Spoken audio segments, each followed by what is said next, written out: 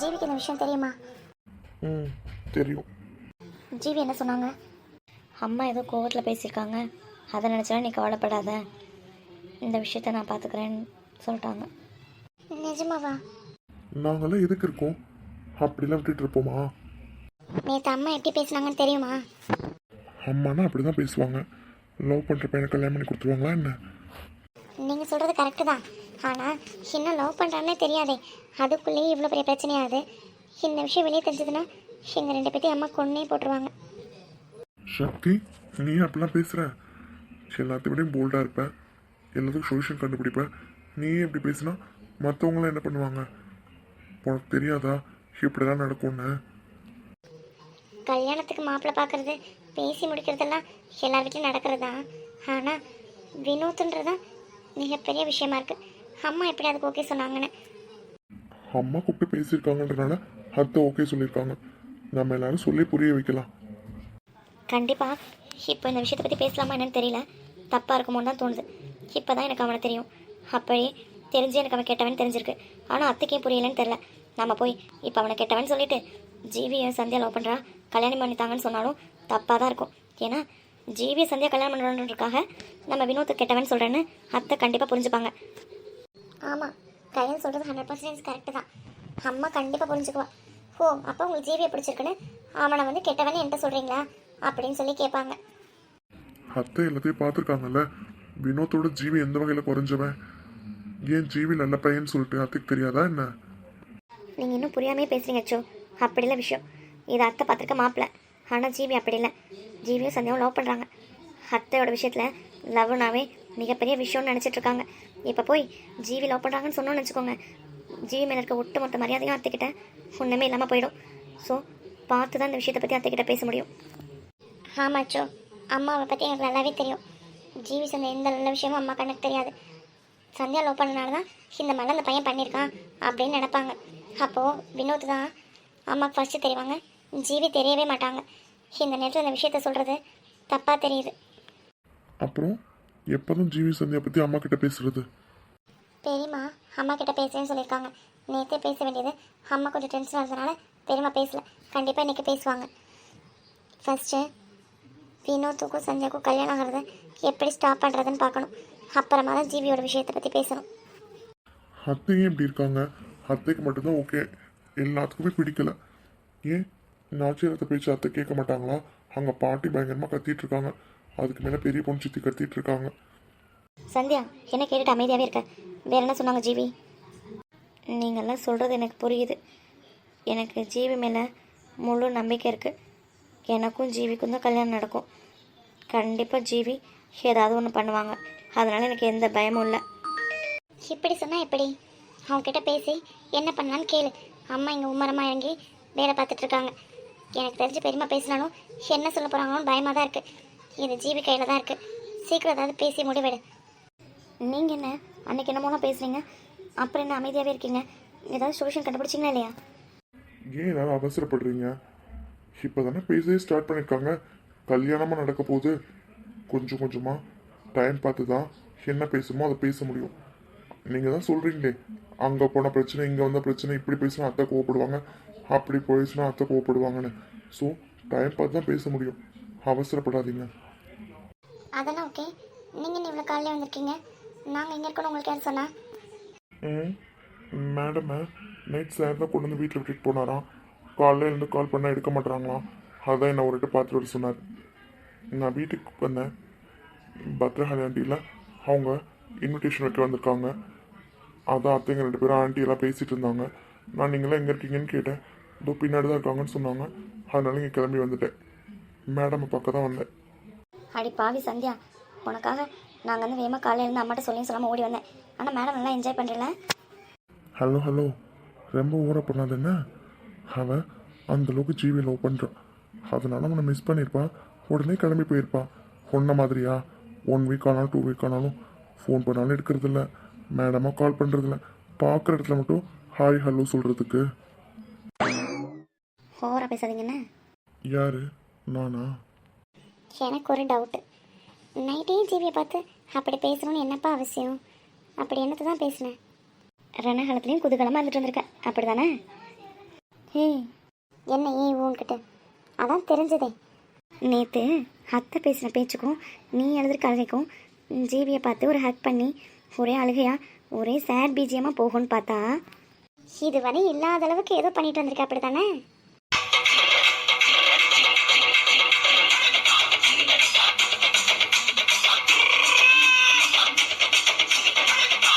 Hey, what is this? சும்மா இருங்க அச்சோ. நான் அக்கா பாவமே எவ்வளோ அழுதுருப்பான்னு சொல்லி நைட்டு ஃபுல்லாக தூங்கவே இல்லை தெரியுமா? ஓஹோ, நீ தூங்காமல் முடிச்சுட்டே இருக்கும் போது தான் உங்கள் அக்கா அவனை பார்க்க கிளம்பி போயிட்டு வந்தாளா? அவன் வீடுன்னு இங்கேயே இருக்கு. அவ்வளோ தூரம் நடந்து போய் அவன் கூட பேசி முடிச்சுட்டு திருப்பி அவன் கொண்டு வந்து விடு வரையும் உங்கள் அக்கா உன் கூட பக்கத்தில் படுத்துட்டு இருக்கான்னு நினச்சிட்டு இருந்திருக்க. அப்போது முடிச்சுட்டே தான் அமைதியாக இருந்தியா? அதானே அவ்வளோ நேரம் போயிட்டு வர நீ என்னடி பண்ணிட்டு இருந்தேன்? தூங்கவே இல்லை என்ன? எப்படியும் 2 to 3 hours ஆயிருக்கும். அவ்வளோ நீ என்ன பண்ண? அது வந்து ஏ கயல், நீ மட்டும்தான் அவுட்டு. அவள் பாட்டு தூங்கியிருக்கா, இவன் பாட்டு ஜீவி பக்கம் போயிட்டான். நீ மட்டும்தான் நான் ஃபோன் பண்ண கூட எடுக்காம சந்தியாக்காக ரொம்ப வருத்தத்தில் இருந்திருக்க. ஆமாம்ல. ஐயோ கையில் இவங்க சொல்கிறத நம்பாத. நம்ம ஃப்ரெண்ட்ஷிப்பை பிரிக்கிறதுக்காக சும்மா அச்சு எதை சொல்லிட்டு இருக்காங்க. அப்போது நான் கேட்ட கேள்விக்கு பதில் சொல்லு. தூங்கவே இல்லைன்னா கிட்டத்தட்ட 3 மணி நேரம் உங்கள் அக்கா உங்கள் வீட்லேயே இல்லை. அது எப்படி உனக்கு தெரியாமல் இருந்திருக்கும்? அப்போ தெரிஞ்சு அனுப்பிச்சுட்டியா? அதுக்கு கேட்டாலும் பதில் இல்லை. அவ்வளோ பயங்கரமாக கத்துற. நாங்களாம் கவலையில் இருக்கோம், நீ எப்படி போக போச்சுன்னு இப்போ தான் தெரிஞ்ச மாதிரி. அப்போ என்ன அர்த்தம்? நீ தூங்கிருக்கேன்னு தானே அர்த்தம்? ஆமாம், கொஞ்ச நேரம் தூங்கிட்டேன். அதுக்கு என்னப்போ? அடிப்பாவி. சந்தியா, நீ போய் ஜிவிக்கு கால் பண்ணப்போ. நீ இன்னும் கொஞ்ச நேரம் கால் பண்ணேன்னு வச்சுக்கோ, இங்கேயே கிளம்பி வந்துடுவான். நீ கால் பண்ணி பேசிட்டு வா. இருந்தாலும் நீ ஆச்சு சொல்கிறதெல்லாம் நம்பாத. நான் எம்ம 2 பேரும் எப்பவுமே பெஸ்ட் ஃப்ரெண்ட்ஸ். ஓகே? ஆமாம், நான் உன்கிட்ட ஒன்று கேட்கணும்னு நினச்சேன். நீ என்ன இல்லாத பொருளாதெல்லாம் இவள்கிட்ட சொல்லி கொடுக்குறியா என்னை பற்றி? நானா? நான் அப்பெல்லாம் ஒன்றும் சொல்லையே. என்ன அப்புறம் எப்படி என் செல்லத்துக்கு இதெல்லாம் தெரியும்? என் செல்லத்தை பற்றி எனக்கு தெரியாது. எப்போவுமே ரொம்ப சாஃப்டாக அதிகமாக பேச மாட்டான். இப்போல்லாம் பார்த்தா அதை பண்ணாதீங்க இதை பண்ணாதீங்க, நீங்கள் அப்படி பண்ணுவீங்க இப்படி பண்ணுவீங்க, இதெல்லாம் என்கிட்ட சக்தி சொல்லி கொடுத்துருக்கா. நீங்கள் அப்போவே அப்படின்னு நான் தான் புரிஞ்சுக்காம பண்ணிட்டேன் அப்படி இப்படின்னு அடிக்கடி என்கிட்ட கேள்வி கேட்குறான். அப்போ நீ தானே ஏதோ சொல்லி கொடுத்துருக்க என்னை பற்றி? இது அது வந்து சக்தி இல்லை. ஓஹோ, உங்கள் போதைக்கு நான் ஊறுகாயோ? ஏ சக்தி, ஒரு நிமிஷம் இரு. இல்லை, தெரியாமல் தான் கேட்குறேன். என்னை பார்க்கும்போது உங்களுக்குலாம் எப்படி தெரியுது? அவள் என்னடானா அக்கா அப்பாவுமே அழுகிறான்னு நினச்சா என்கிட்ட சொல்லாமையே ஜீவியை போய் நைட்டாக பார்த்துட்டு வந்திருக்கா. நீ என்னடானா நான் என்னமே உங்களை பற்றி இல்லாத படம்லாம் சொல்லி கொடுத்தேன், நீ உங்கள்கிட்ட போய் சொல்லியிருக்கேன். உனக்கு தேவைன்னா நீ நேரடியாக கேளு. நானும் அவனுக்கு கிடைச்சேன். உன் போதைக்கு நான் தான் ஊறுகாயா? அப்படி இல்லடி.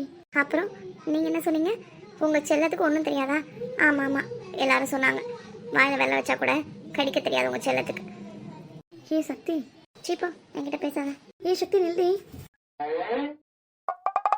என்ன, எதுக்கு இப்படி சக்தி கிட்ட சொன்னீங்க? நீ தானே சொன்ன சக்தி என்கிட்ட அப்பயே சொன்னா கேட்கல, என்கிட்ட அப்பயே சொன்னா கேட்கலன்னு. அதான் கேட்டேன். அதுக்கு இப்படியே கேட்பீங்க? கேட்கறதெல்லாம் இருக்கட்டும், அப்போ சக்தி எதுவுமே சொல்லவே இல்லையா? நீங்க தான் கேட்டியா? என்ன சைலண்ட் ஆயிட்ட? இப்போ அதை கேட்க தான் அங்கே நீங்கள் வந்தீங்களா? அச்சோ, பார்த்தாலும் உன்னை சுற்றி பார்க்கிறேனே அன்பே. யாரை பற்றி கேட்டாலும் உன்னை பற்றி சொல்கிறேன். பலனும் ஒரு படம் காட்டுறான், 60 நலமாக ஒளி கூட்டுதான். அவகிட்ட வந்ததும் நல சுத்தி ஆடுது. அச்சோ, என்ன பண்ணுறீங்க? சந்தியா பத்தியா? ஜிபி போய் நைட் ஒரு நைட்டாக பார்த்துட்டு வந்திருக்கோம். ஆனால் இங்கே ஒரு கால் பண்ணால் கூட மேடம் ஆன்சர் பண்ண மாட்டேங்கிறீங்க. அது அம்மா எல்லாரும் இருந்தாங்கல்ல. சந்தியாக்கு கூட தான் அம்மா பெரியம்மா தங்கச்சி எல்லாரும் இருந்தாங்க. அப்படி இருந்தவ வீட்டை விட்டு வெளியில் போய் ஜிவியை மீட் பண்ணிட்டு வந்திருக்கான். இப்போ என்ன, உங்களை நைட் மீட் பண்ண வரலன்னு சொல்கிறீங்களா? ஐயோடா, அப்படியே வந்து மீட் பண்ணிட போகிறேன். அதெல்லாம் அப்புறமா பேசிக்கலாம். போது என்ன விடுங்க, யாராவது வந்துட போகிறாங்க. அதானே பார்த்தேன், என்னடா இன்னும் சொல்லவே இல்லையேன்னு. அச்சோ, விளையாடாதீங்க. நம்ம இப்போ எங்கே இருக்கோம்னு பார்த்தீங்களா? யார் வேணாலும் வரலாம். வந்தால் வரட்டும். இல்லை, கொஞ்ச நாள் அவர் மார்க்கமாக தான் இருக்கீங்க, அப்புறம் மாட்டினா தெரியும். ஆமாம், கம்மிங் ஃப்ரைடே உன் பர்த்டே தானே? ஆ ஃப்ரைடே உன் பர்த்டே தானே?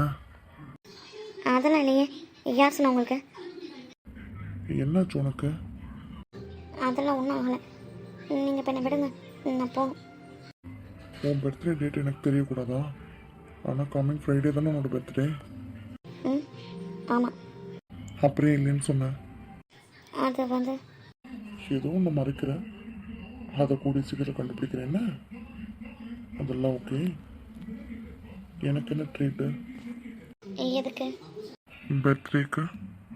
ம் பர்த்டே பேபிக்கு தான் எல்லாம் கிஃப்ட் வாங்கி தருவாங்க.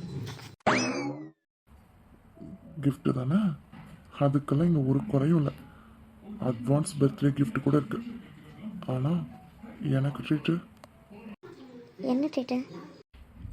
ட்ரீட் தான். என்ன வேணும்? என்ன கேட்டாலும் கொடுப்பியா? ம் இப்படி கேட்டால் எப்படி? நீங்கள் ஃபஸ்ட்டு கேளுங்க, என்னால் கொடுக்க முடிஞ்சால் கண்டிப்பாக தருவேன். ஒன்று ம் பயந்துடாத. அதாவது உன்னோட பர்த்டே அன்னைக்கு நைட்டு 12 o'clock நான் உன் கூட உன்னோட பர்த்டே செலிப்ரேட் பண்ணணும்னு ஆசைப்பட்றேன். புரியல.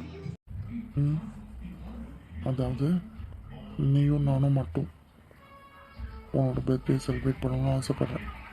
அதாவது நைட். இப்போ மார்னிங் எப்பயும் போல ஃப்ரெண்ட்ஸ் கூட செலிப்ரேட் பண்ணிக்கோ. எனக்கு நைட்டு நீ கூட இருக்கணும். நீயும் நானும் உன்னோட பர்த்டே செலிப்ரேட் பண்ணணும்.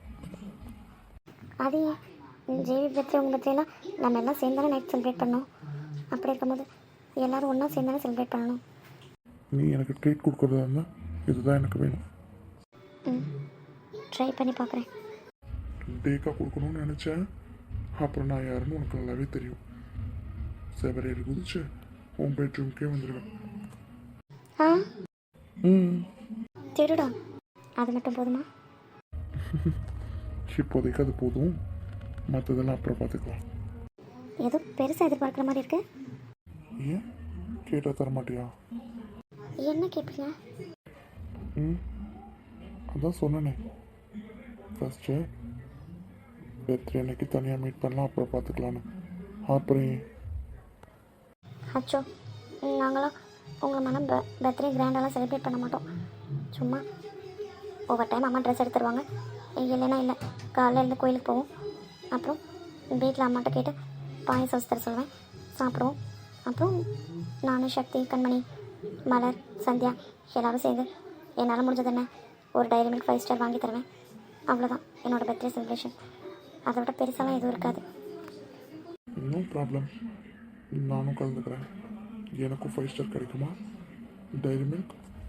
5 ஸ்டார் தானே, வாங்கி கொடுத்துட்டா போச்சு. கையல், நீ கேடின்னு எனக்கு தெரியும். நான் கொளுத்து மீனே உன்னை கவுத்து போறேன் நானே. பூவாரசம் பூவுக்குள்ளே இருப்பதென்ன சொல்லு, மாப்பிள்ளைக்கு பசிக்குதம்மா நில்லு.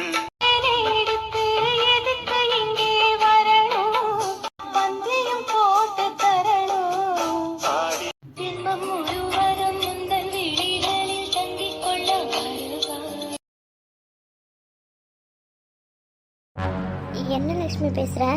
முடிவே பண்ணிட்டியா? ஆமாக்கா, நீங்களாம் வேணான்னு சொல்கிறதுக்கு என்ன காரணம்னு எனக்கு தெரியலை.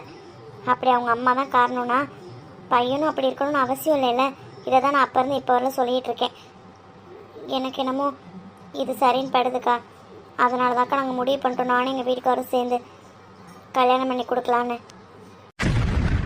லக்ஷ்மி, அறிவிருக்கா அறிவில்லை உனக்கு?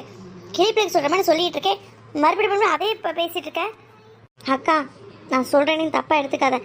உனக்கு தம்பி இருக்கான், உங்கள் வீட்டுக்கார கை நிறைய சம்பாதிக்கிறாரு, அதனால் சுஜி வரலாம் பெரிய இடமா பார்த்து கல்யாணம் பண்ணி தருவீங்க. ஆனால் எனக்கு இங்கேயே உள்ளூர்லேயோ இல்லை பக்கத்து ஊர்லேயோ 20,000 சம்பளம் வாங்குற அளவுக்கு தான் என்னால் மாப்பிள்ளை பார்க்க முடியும். அப்படி இருக்கும்போது எனக்கு தெரிஞ்ச நல்ல பையனாக தான் இருக்கான், கை நிறைய சம்பளம் வாங்குறான், வெல் செட்டில்டாக இருக்கான். அப்படி இருக்கும்போது அவனுக்கு கொடுக்குறதுல என்ன தப்பு சொல்லுங்கள்? அதாவது எனக்கு தெரியும்க்கா, என் பசங்க கல்யாணம் பண்ணி யாரை கல்யாணம் பண்ணி கொடுக்கணும்னு எனக்கு நல்லாவே தெரியும்க்கா. லக்ஷ்மி, என்ன பேசிட்டு இருக்க? அம்மா உங்களுக்கு தாம்மா நான் சொல்கிறது புரியவே இல்லை. நான் கும்பிட்ட தெய்வம் என்னை கைவிடலேன்னு நினச்சேன். இப்போதாம்மா ரொம்ப சந்தோஷமாக இருக்கேன். என் பொண்ணுக்கு நல்லா வரன் கிடச்சிருக்கு, இதை நல்லபடியாக முடிச்சு வைக்கணும்னு. ஆனால் உனக்கு அக்கா வந்து அதை பற்றி புரியவே மாட்டேங்குது. இப்போ சொல்கிறதாம்மா என்னால் முடியாதுமா. ஏதோ அதிர்ஷ்டமாக உனக்கு கிடச்சிருக்குன்னா அதை நம்ம யூஸ் பண்ணிக்கணும்லம்மா. என் பொண்ணுங்க வாழ்க்கை தாம்மா எனக்கு முக்கியம். எங்கே போனால் சந்தோஷமாக இருப்பாங்கன்னு எனக்கு தெரியாதா? எங்களால் முடியாது, அதுவாக வந்திருக்கு, அதையும் நான் விடுவேனே. சொல்லு பார்க்கலாம். நீ அக்காவும் புரிஞ்சு நடந்துக்கோங்கம்மா. நான் முடிவு பண்ணிட்டோம், நான் எங்கள் வீட்டுக்காரோம் நாங்கள் கல்யாணம் பண்ணி வைக்க தான் போகிறோம். லக்ஷ்மி, வேண்டாம்மா, இதோடு நிறுத்திக்கோங்க. அவள் எப்போ அவள் பிள்ளைங்கன்னு சொல்லிட்டாலோ அதுக்கப்புறம் அந்த பேச்சுக்கும் நம்மளுக்கு எந்த இதுவும் இல்லை.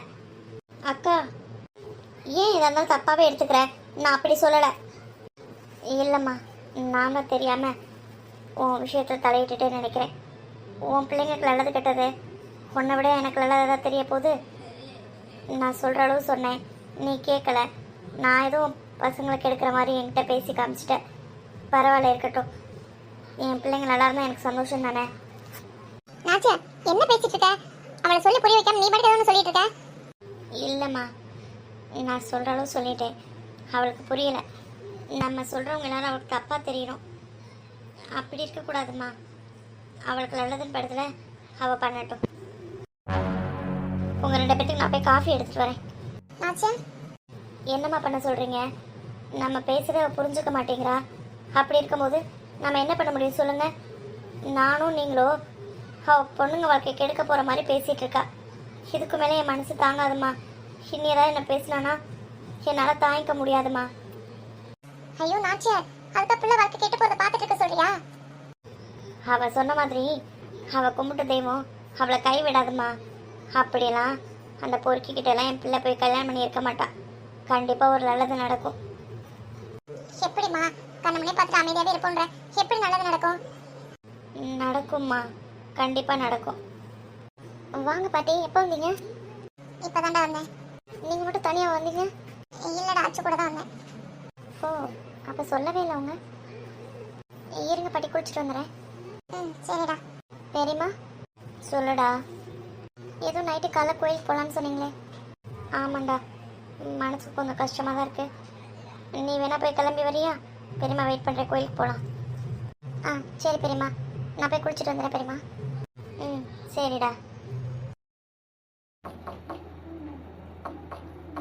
உள்ள வா சந்தியா, டோர் ஓப்பனாக தான் இருக்கு. பண்ணியே என்ன மயக்குறியே